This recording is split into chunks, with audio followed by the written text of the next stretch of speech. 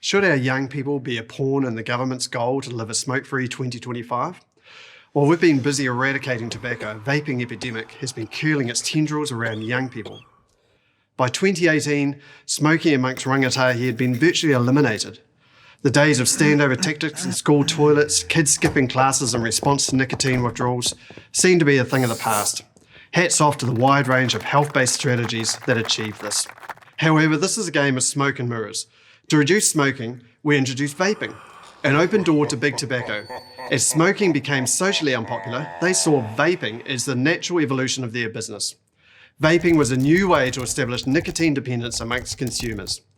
Nicotine is one of the most addictive substances.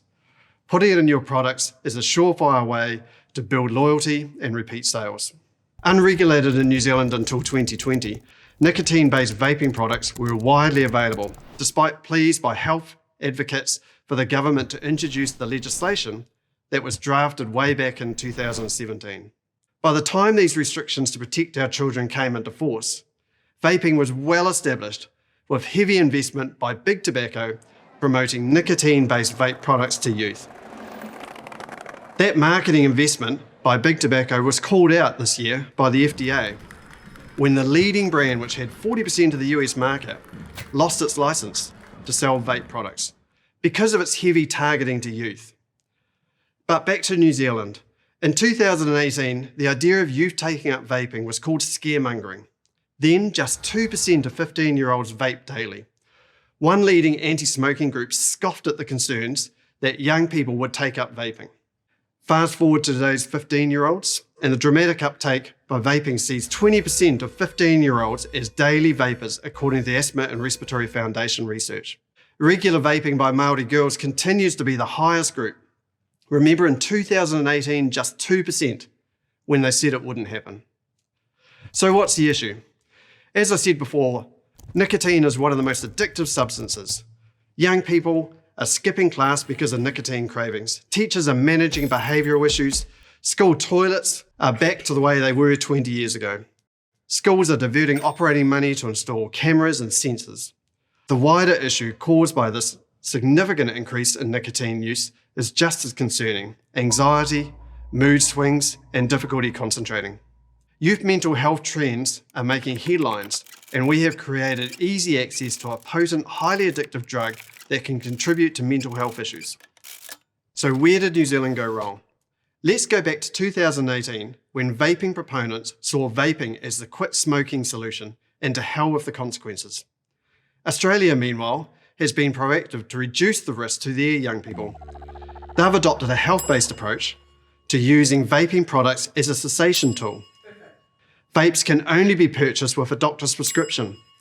Here in New Zealand, our health-based approach is to flood the market with nicotine-based vape products in the hope existing smokers may switch. While we were allowing nicotine-laced vape products to be sold to children, in 2019, European countries had already moved to limit nicotine content to 20 milligrams. So too in Canada.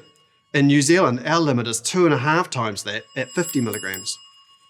And there is a real reluctance by the government to address the issues around vaping and acknowledge the unintended consequences of their strategy. When I met with health officials in December 2021, they advised they were releasing a social media campaign in March 2022 targeting youth to warn of the risks of vaping. At that meeting, they advised the Ministry of Education said there was no concern of vaping in schools. Clearly, they weren't at the 2021 Principals Conference, where vaping and a lack of support was a hot topic. And that campaign, to be launched in March, seems to have vaporised. Let's be fair, we still have high rates of tobacco smoking in some groups, notably young Māori females. So vaping as a cessation tool may have its place. There are fantastic community organisations that can really make a difference with targeted intervention using vaping as a tool, and they deserve support. But what sort of public health strategy floods the market with a highly addictive substance in the hope it hits the few who may benefit? Imagine if we had a government with the courage to adopt nicotine-free 2025 rather than smoke-free 2025. I'm John O'Connell, Chief Executive of Life Education Trust for the Common Room. To see more videos like this, subscribe at commonroomnz.com.